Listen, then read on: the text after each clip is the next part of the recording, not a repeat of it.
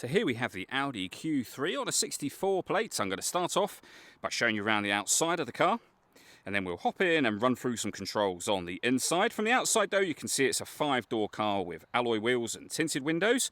We're going to start off inside the boot first of all.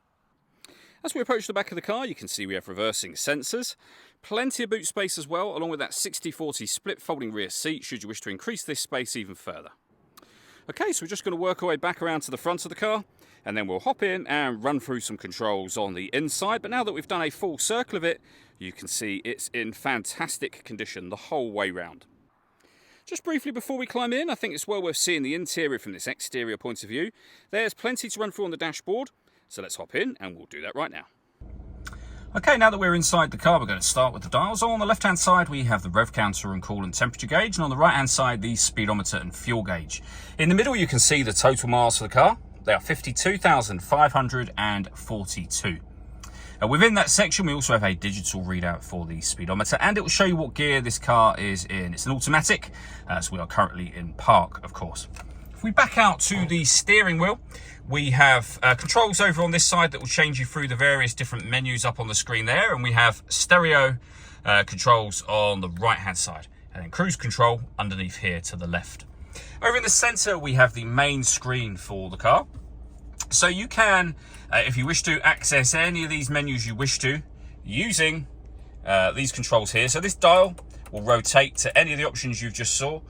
Push that button down to enter those menus. These 4 buttons will represent each corner of the screen and become useful within certain menus. So for example, up on the screen, we can use that dial to rotate, as I say. You can push it down to enter the navigation menu.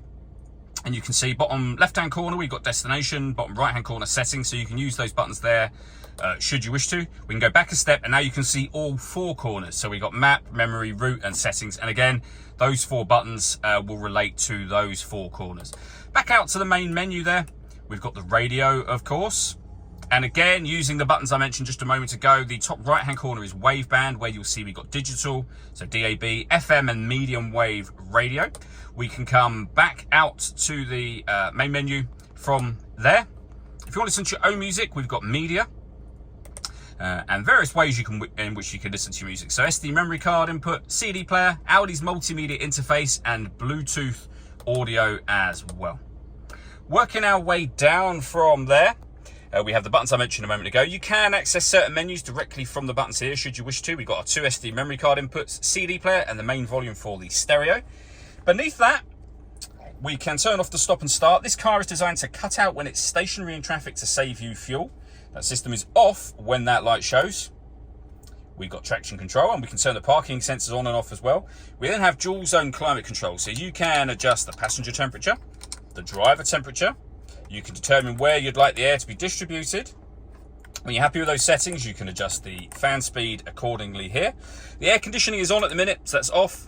Back on again, or hit auto. The car will now maintain those temperatures by taking control of the fan speed and direction of the air. Any manual adjustment will take auto back off and allow you to put it back on your own settings here. We have a heated driver's seat with 3 different heat settings, and the same over here for the passenger side as well.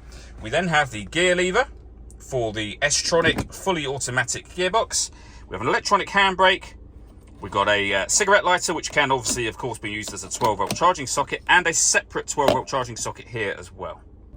The last thing I wanted to mention is the panoramic glass roof. We can leave it as it was, obviously, and as you can see, that lets in a huge amount of extra light, but we can also open this front section as a proper sliding sunroof, should you wish to do that as well. The last thing I wanted to mention is the paperwork that we have for the car here. So all of the service history, MOT history, 2 keys as you can see, as well as the V5 registration document and book packs. If this car is due a service in the next 6 months at the point at which we sell it, we will do that. Same situation with the MOT as well. All that leaves me to say is thank you for taking the time to watch this video. If you'd like to come and see the car for yourself and have a test drive, please feel free to give us a call here at Watson Cars. We'd love to hear from you soon.